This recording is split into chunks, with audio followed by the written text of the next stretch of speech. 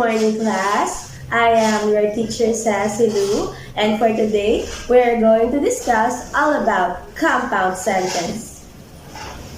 For our learning outcomes, at the end of the lesson, the students will be able to define compound sentence, create compound sentence using coordinating conjunctions, verify the correct use of coordinating conjunctions in compound sentences.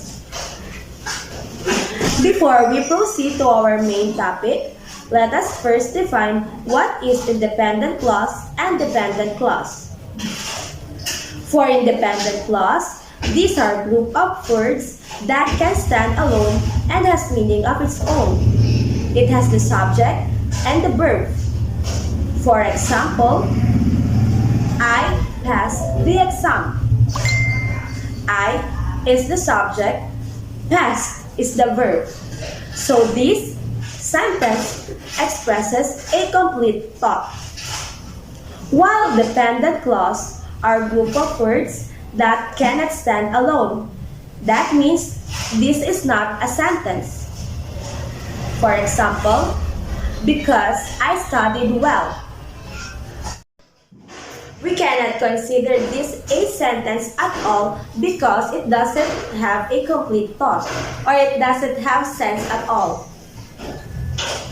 So let us now proceed to our main topic, which is compound sentence.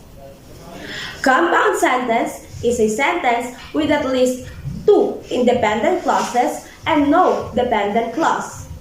The two independent clauses are joined together using a coordinating conjunctions.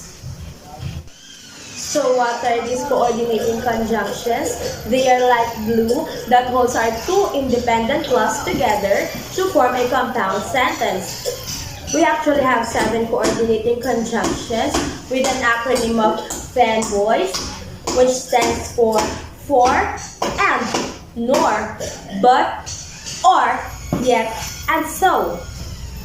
Always remember that in putting this coordinating conjunction in the compound sentence, we should always put a comma first before the coordinating conjunction.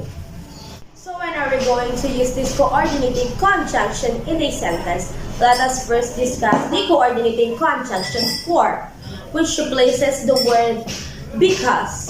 For example, Sam drank some water for he was thirsty. We will use the coordinating conjunction and, which means in addition to. For example, I take milk and sugar in my tea. We will use the coordinating conjunction nor, which means and not, which shows a negative statement in our first independent clause and a positive statement on our second independent clause.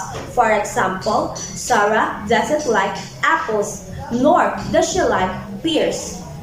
Next is the coordinating conjunction but that replaces the word however, which also shows a contrast. For example, all the children wanted to eat pizza, but no one wanted to buy it.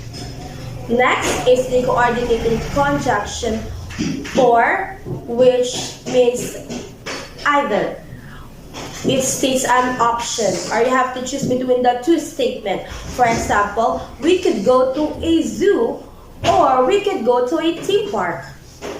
The coordinating conjunction yet is used in replacement for the word but.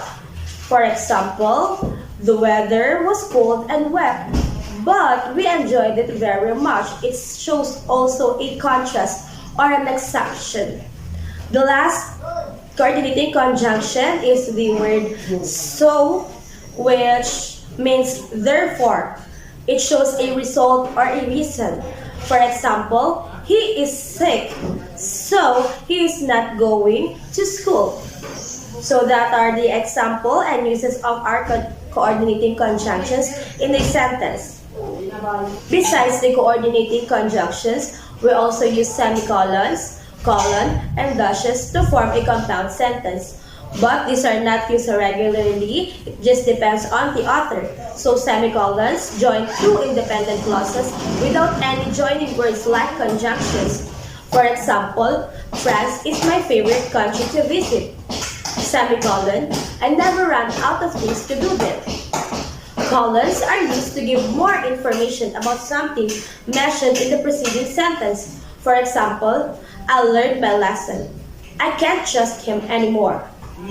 Dashes used to create more abrupt stop or emphasize the words after the dash. For example, he wasn't just late. He didn't show up at all. So that's it for today. I hope you have learned something from our topic, and I have given you a set of activities so I can assess if you have understand our lesson very well. So have a good day. Thank you.